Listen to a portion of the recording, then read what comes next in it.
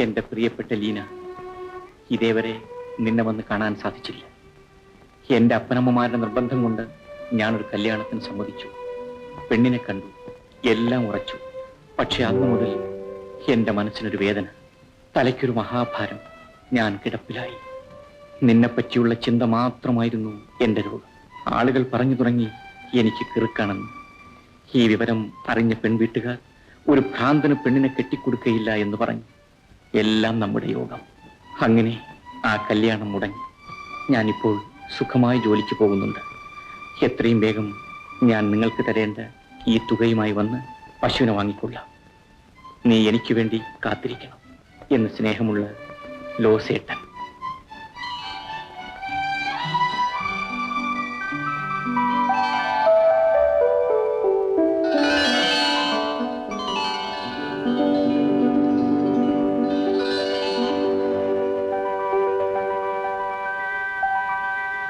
എത്ര നാളുകൊണ്ട് ഞാൻ കയറി ഇറങ്ങി നടക്കുന്നു.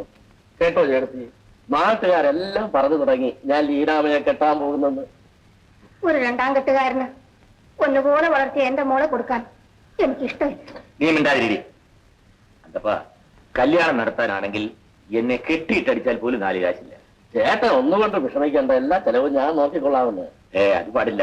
നിന്റെ കയ്യിൽ നിന്ന് പണം വാങ്ങിച്ചിട്ട് ഞാൻ എന്റെ പെണ്ണിനെ വിൽക്കാനോ? അങ്ങനെ നാണ്യതാകപ്പേരേട്ടൻ ചിന്തിക്കരുത്.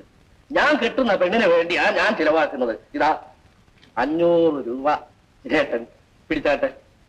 അതപ്പാ, ഒന്നും പറയണ്ട, ചേട്ടൻ ഇത് വാങ്ങിച്ചാട്ടെ.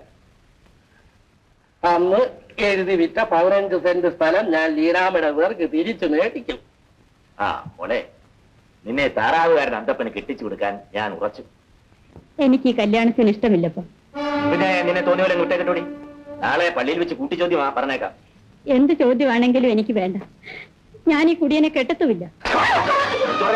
കുടിയൻ എങ്ങനെങ്കിലും ഈ ഭാരം ഒന്ന് ഒഴിച്ചു കളയാമെന്ന് വെച്ചപ്പോൾ അവർക്ക് പിടിക്കത്തില്ല പോലും. എന്നെ കൊന്നു കളഞ്ഞാലും ശരി, ഞാൻ ഈ കല്യാണത്തിന് സമ്മതിക്കത്തില്ല. അന്തപ്പാ, ഏതായാലും കുറച്ച് ദിവസം കൂടി ക്ഷമിക്കും. ചേട്ടന് ഇഷ്ടമില്ലെങ്കിൽ അത് പറഞ്ഞാൽ മതി. അല്ല, ഒന്നാമതരം ബിഎക്കാരി പെമ്പിള്ളേർ എന്റെ പിന്നാലെ നടക്കണമെന്ന് കെട്ടണമെന്നും പറഞ്ഞു. ചുമ്മാ പേടിപ്പിക്കാതെ. പേടിക്കേണ്ടത് ചേട്ടനാ. കണ്ടെന്ന ഒരുത്തൻ പശുവിനെ മേടിക്കാൻ വന്നതും രാത്രി ഇവിടെ കഴിഞ്ഞുകൂടിയതും ബാക്കി നടന്ന കാര്യങ്ങളെല്ലാം നാട്ടുകാർക്ക് അറിയാവുന്നതാണ്. പശുവിനെ വാങ്ങിക്കാൻ വന്നാൽ എന്താടാ കുഴപ്പം? കുഴപ്പമൊന്നുമില്ല, 3 മാസം കഴിയുമ്പോഴറിയാം.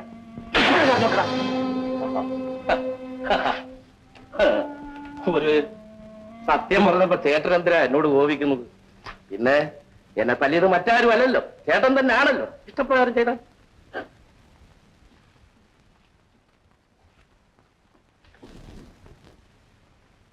അന്തപ്പാ, അന്തപ്പാ നില്ല, ഞാനിവിടെ വരാം.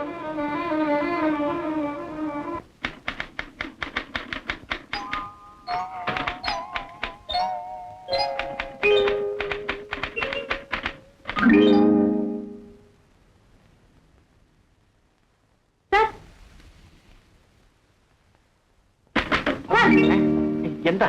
പേടിച്ചുപോയോ? ഇല്ല, ഞാൻ കുറച്ചു നേരം പരലോകത്തായിരുന്നു. എന്റെ കിസിന്റെ റിയാക്ഷൻ ആയിരിക്കും. ഏതായാലും കുഞ്ഞെ, ഈ സ്നേഹം ഡേഞ്ചറാണ്. Love is always dangerous. ഈ മരണക്കളി നമുക്ക് വേണ്ട ഡിയർ. ഞാൻ ഡാഡിയോട് എല്ലാം തുറന്നു പറഞ്ഞു. അയ്യോ, ചതിച്ചോ കുഞ്ഞെ? ഇതറിഞ്ഞാൽ ഇന്ന് എന്നെ അദ്ദേഹം ഡിസ്മിസ് ചെയ്യും. അയ്യോ, കാര്യം കേൾക്കണം. നിങ്ങൾക്ക് പ്രൊമോഷൻ കിട്ടാൻ വേണ്ടി ഞാൻ ഡാഡിയോട് പറഞ്ഞു. അല്ല, ഇത് അദ്ദേഹം അറിഞ്ഞാൽ നമ്മളുടെ രണ്ടുപേരുടെയും ഇടയ്ക്ക് എന്തോ ഒരു ഇത് ഉണ്ടെന്ന് അദ്ദേഹം. ബുദ്ധി ഉണ്ട് വിചാരിക്കണം. അപ്പന്മാരോട് പെർമിറ്റ് വാങ്ങിച്ചാണോ പെണ്ണുങ്ങൾ സ്നേഹിക്കുന്നത്? ഡാഡി ഡാഡി, ഈ സാറിനോട് ലെറ്റർ ടൈപ്പ് ചെയ്യാൻ പറഞ്ഞപ്പോ വയ്യാന്ന് പറഞ്ഞു. അഹങ്കാരി, മാറ്റിയിട്ട് വേറെ ആളെ എടുക്കണം. അയ്യോ, എന്റെ പെണ്ണു കുഞ്ഞെ ചതിക്കില്ലേ? ഞാൻ എന്ത് വേണോ ഞാൻ ചെയ്തു തരാം. വിഷമിക്കണ്ട, ഇവളൊരു ബഹളക്കാരിയാ. പിന്നെ ഞാൻ കുറച്ച് ദിവസത്തേക്ക് ഒരു യാത്ര പോവുകയാണ്. അതുവരെ എന്റെ എല്ലാ കാര്യങ്ങളും, പ്രത്യേകിച്ച് എന്റെ കുടുംബകാര്യങ്ങളും ഞാൻ നിങ്ങളെ ഏൽപ്പിക്കുകയാണ്. ശരി മുതലാളി. നിങ്ങൾക്ക് 100 രൂപ ശമ്പളം വർദ്ധിപ്പിച്ചിരിക്കുന്നു. വളരെ നന്ദിയുണ്ട് മുതലാളി. ഞാൻ നാളെ രാവിലെ ഒന്ന് വീട്ടിൽ പോയിട്ട് വൈകുന്നേരം ഒന്ന് വന്നേക്കാം. വീട്ടിൽ ആരൊക്കെ ഉണ്ട്? വീട്ടില് എന്റെ അപ്പൻ, അമ്മച്ചി, എന്റെ ഒരു പെങ്ങൾ. വിവാഹം? ഞാൻ വിവാഹം കഴിച്ചിട്ടില്ല. അപ്പൊ അവളെ ജലദോഷായിരിക്കും.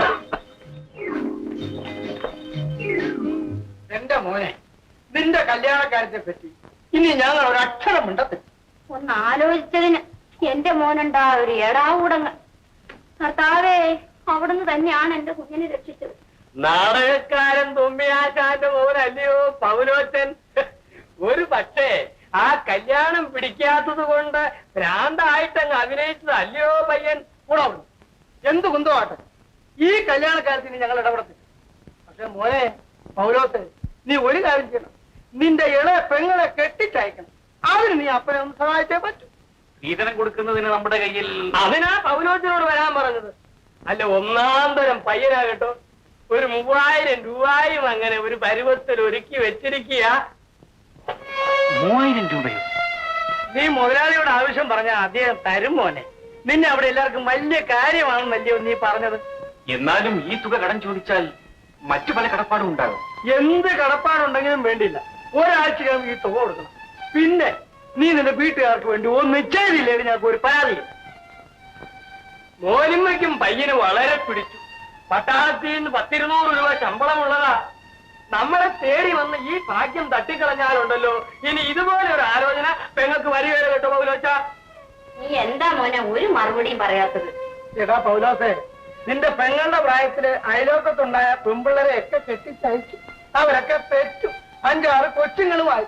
കാണുന്നവരൊക്കെ എന്നോട് ചോദിക്കുകയാണ്, മോൻ വലിയ ഉദ്യോഗസ്ഥനായിട്ടും പെങ്ങളെ എന്താ കെട്ടിച്ചയക്കാതെ ഇങ്ങനെ നിർത്തിയിരിക്കുന്ന തോന്നിച്ചാം. പ്രായമായ പെണ്ണല്ലയോ കുഞ്ഞെ. നമ്മുടെ ആ പുന്നമ്മൂടന്റെ മോക്ക് പറ്റിയതുപോലെ വല്ല അപകടവും പറ്റിയാ പിന്നെ നമ്മൾ ജീവിച്ചിരിക്കണോ കുഞ്ഞെ? അവൾ എന്റെ പെങ്ങളാണ്. ചേട്ടൻ വന്നാട്ടെ. ഓഹോ, എന്നാലും എന്റെ മോളെ പറ്റി ആ ലോനാപ്പിച്ചേട്ടൻ പേര് ദൂഷം പറയാമോ? ഓ, നീ വലിയ കൊച്ചുവർത്താനൊന്നും പറയണ്ട. ഞാൻ പണ്ട് നാടകത്തിലായിരുന്നപ്പോ നീ എന്റെയോ കയ്യാലൊക്കെ വന്നിരുന്ന് കണ്ണു കാണിച്ചെന്നെ വിളിച്ചതും കൈമുട്ടി വിളിച്ചതും മറ്റു പലതും കാണിച്ച് എന്നെ കറക്കി എടുത്തത് മതിൽ പൊക്കി നോക്കിയില്ലേ? ഇല്ലാത്തത് പറയരുത്. നിങ്ങളല്ലേ ചേട്ട പൊളിച്ചു വന്ന് എന്നെ കൈയിട്ട് മാന്തിയത്. അറിയാമേ, അതൊന്നും ആരുടെയും കുറ്റമല്ല. അതൊക്കെ പ്രായത്തിന്റെ വിശേഷമാണ്. പ്രായത്തിൽ കിട്ടേണ്ടത് കിട്ടിയില്ലെങ്കിൽ മറ്റോ മേലെ ഇറക്കും. ഇതാണ് എന്റെ വേദന നിറഞ്ഞ കഥ. എന്റെ ഈ സങ്കടം ഞാൻ ആരോട് പറയും? ആദ്യമേ മനസ്സിനെ നേരെ നിർത്തണം. പിന്നെ മുതലാളിയുടെ മോളെ കെട്ടാമെന്നും പറയണം. അപ്പൊ എന്നെ സ്നേഹിച്ച ആ പാവപ്പെട്ട പെൺകുട്ടി, അവളുടെ ജീവിതം നശിച്ചത് ഞാൻ ആ പണം എടുത്തതുകൊണ്ടല്ലേ? ആ പണം അങ്ങ് തിരിച്ചു കൊടുത്താൽ നിന്റെ കടമ തീർന്നു. ആ കുഞ്ഞേ, ആ മോട്ടാർ മുതലാളിയുടെ മോളെ കല്യാണം കഴിച്ചാ നീ ലക്ഷപ്രഭുവാകും. അതറിയാഞ്ഞിട്ടല്ല ചേട്ടാ. ആ പെൺകുട്ടിയും സ്നേഹമുള്ളവളാണ്. അതുമാത്രം, നിന്റെ പെങ്ങക്ക് 10,000-5,000 സ്ത്രീധനം കൊടുത്ത് നല്ല ഒന്നാന്തരം ഒരു ചെറുക്കനെ കൊണ്ട് കെട്ടിക്കുകയും ചെയ്യാം.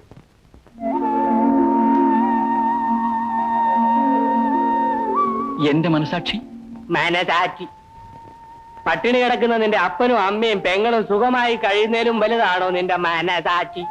എന്റെ സുഖവും മനസാക്ഷിയും ബലി കഴിച്ചാലും ശരി, എന്റെ അപ്പനും അമ്മയും പെങ്ങളും സുഖമായിട്ട് ജീവിച്ചാൽ മതി. എന്നാ അതാ കർത്താവിന്റെ നിശ്ചയോന്ന് കരുതിക്കോ. വാ.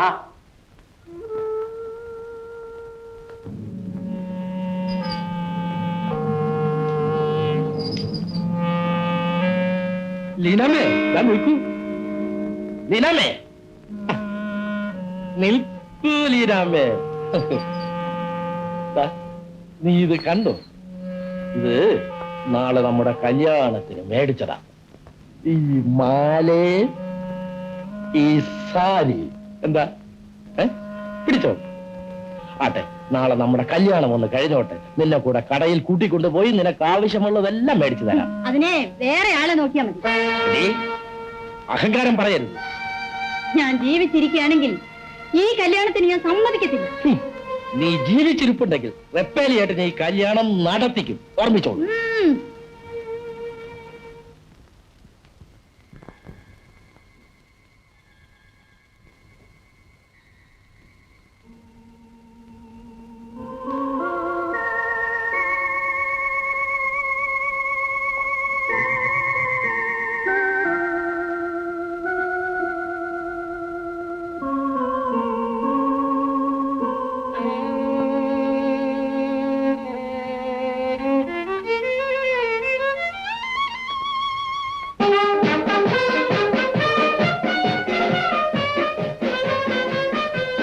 ലീനാമ്മ ചേച്ചിയും വീട്ടുകാരെയും ഇതുവരെ കണ്ടില്ലേ? ഇന്നും വന്നില്ലേ? ഇതുവരെ വന്നിട്ടുണ്ട്.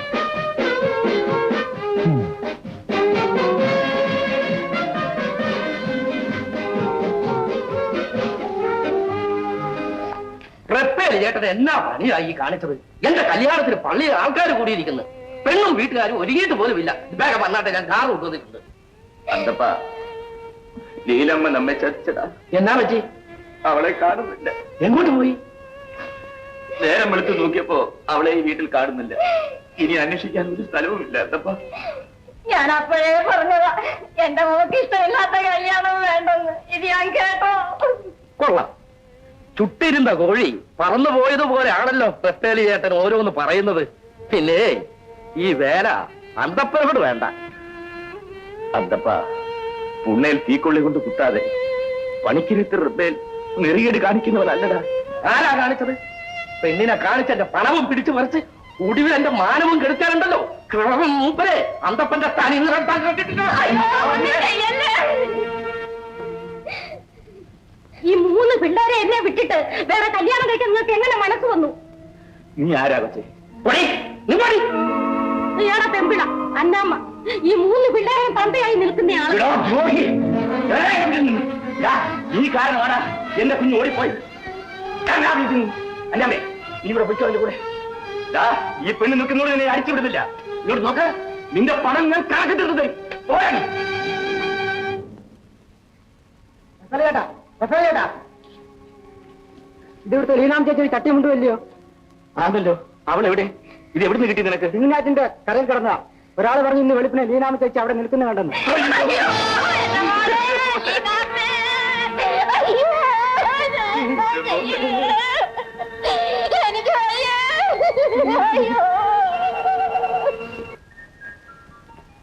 എന്താ ഇത്ര വലിയ ആലോചന? ഭാര്യയും പിള്ളേർ ഹോസ്പിറ്റലിലാണോ? ഒന്നുമില്ല. സത്യം പറഞ്ഞ ഞാനൊന്ന് മയങ്ങിപ്പോയി. രാത്രിയിൽ ഉറങ്ങിയില്ലേ? സത്യം പറ, നല്ല സ്വപ്നം കണ്ടു? ജീവിതമേ ഒരു സ്വപ്നമല്ലേ റോസി? ഞാനൊന്ന് ചോദിക്കട്ടെ, സത്യം പറയും, നീ എന്നെ സ്നേഹിക്കുന്നു? എന്റെ സ്നേഹം തെളിയിക്കാൻ ഞാൻ ഇനി എന്ത് ചെയ്യണമെന്ന് പറഞ്ഞു? എനിക്കൊരു 6000 രൂപ തന്ന് എന്നെ ഒന്ന് സഹായിക്കാം. അത്രേ ഉള്ളൂ. ഞാൻ ഇപ്പൊ പോയി മമ്മിയെടുത്ത് വാങ്ങിച്ചോണ്ട് വരാം. അയ്യോ വേണ്ട, മമ്മിയോട് ചോദിക്കണ്ട. എന്റെ സ്നേഹം എല്ലാവർക്കും അറിയാം. ചേട്ടൻ എന്നെ ഇഷ്ടപ്പെടുന്നില്ലേ? എന്റെ ആഗ്രഹങ്ങൾ നിറവേറണമെങ്കിൽ ഞാൻ റോസിയെ തന്നെ സ്നേഹിക്കണം. അപ്പാ, ഇപ്പോഴെങ്കിലും സമ്മതിച്ചു. ഞാൻ ഇപ്പൊ മമ്മിയോട് പോയി പണം വാങ്ങിച്ചോണ്ട് വരാം. ഈ പണം കൊടുത്ത് ലീനയോടുള്ള കടപ്പാട് തീർക്കണം. എന്റെ പെങ്ങളെ കെട്ടിച്ചയക്കണം. ദൈവമേ, ഞാൻ ചെയ്യുന്ന തെറ്റാണെങ്കിൽ എനിക്ക് മാപ്പ് തരണേ.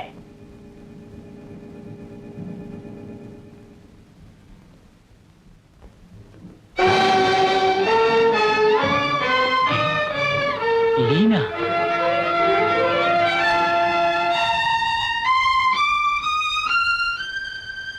ലീനാമേ, നീ എങ്ങനെ ഇവിടെ വന്നു? ഇവിടുത്തെ മോട്ടോർ കമ്പനിയുടെ മേൽവിലാസം ചോദിച്ചറിഞ്ഞു വന്നതാ. വാ വാ, വരാൻ. എങ്ങനെയെങ്കിലും ചത്തുകളയാമെന്ന് വിചാരിച്ച ഞാൻ ആറ്റിൻകരയിൽ എത്തിയത്.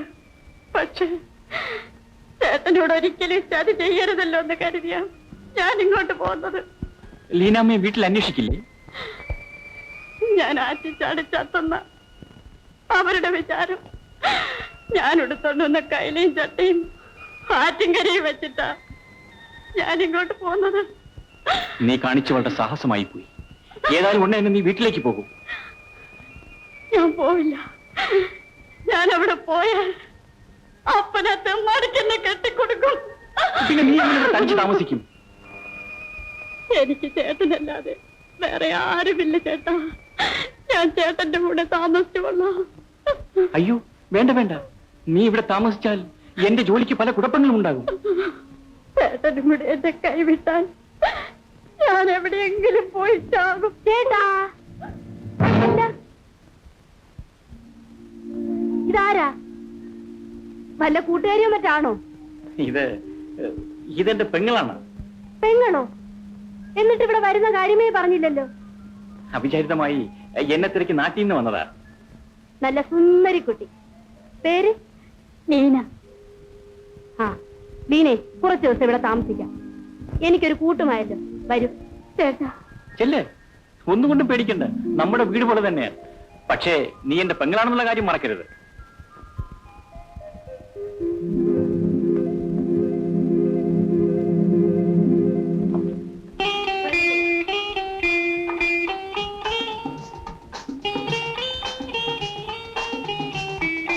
അപ്പാ, എന്തോരം മുട്ടൻ കെട്ടിടം.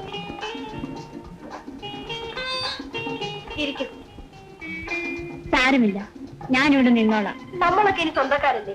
ഇരിക്കും. അതെ, നീലാമ്മയുടെ വീട്ടിൽ ആരൊക്കെയുണ്ട്? എന്റെ അപ്പൻ, അമ്മച്ചി, പിന്നെ എന്റെ ആങ്ങള ജോസേട്ടനല്ലേ? നിങ്ങളുടെ വീട് വലുതാണോ? നല്ല ഓടിട്ട് ഒന്നാന്തരം മുട്ടം കെട്ടിടമോ? നിങ്ങൾക്ക് എസ്റ്റേറ്റ് ഒക്കെ ഉണ്ടോ? ഓ, ഒരുപാടുണ്ട്. പിന്നെ വീടും ചുറ്റും വലിയ തോട്ടങ്ങളാ. നിന്റെ ആങ്ങള എത്ര വരെ പഠിച്ചിട്ടുണ്ട്? 2ാം ക്ലാസ്സില്. പൗലോസേട്ടൻ 2ാം ക്ലാസ്സിൽ. പിന്നെ എനിക്ക് പരീക്ഷയിൽ 2ാം ക്ലാസ് കിട്ടിയ കാര്യം ഈ പട്ടിക്കൊണ്ട് പറയുകയായിരുന്നു. അത്രേ ഉള്ളൂ. ആട്ടെ, നീനാമ്മ ഏതുവരെയും പഠിച്ചിട്ടുണ്ട്? ഒരു സാധാരണ പഠിപ്പ് അവൾക്കുള്ളൂ. അതുകൊണ്ടല്ലേ നിങ്ങൾ വല്ലതൊക്കെ ചോദിക്കുമ്പോ ഈ പെണ്ണിന് ഇത്ര വെപ്രാളം. റോസി, എനിക്ക് ലീലാമ്മയുടെ എന്റെ അപ്പച്ചന്റെ ചിട്ടിക്കാര്യം ഒന്ന് ചോദിക്കാനുണ്ട്. ചോദിച്ചോളൂ. അപ്പോഴേക്കും ഞാൻ പോയി നീലാമ്മയ്ക്ക് കാപ്പി ഇട്ടുണ്ടരാം. എടാ അന്തോണി, വേഗം കാപ്പി തയ്യാറാക്കും. ഇനി നാശമേ, നിന്നോട് ആര് പറഞ്ഞു എനിക്ക് വലിയ എസ്റ്റേറ്റും വലിയ ബംഗ്ലാവ് ഉണ്ടെന്ന് പറയാൻ? ചേട്ടനോട് കൂടുതൽ സ്നേഹം തോന്നാനാ ഞാൻ അങ്ങനെയൊക്കെ പറഞ്ഞത്. നീ പറഞ്ഞു പറഞ്ഞു ഉള്ള സ്നേഹവും ഇല്ലാതാക്കും. എന്നാ ഇനി ഞാൻ ആരോട് ഒന്നും മറുപടി പറയില്ല. മതിയായി.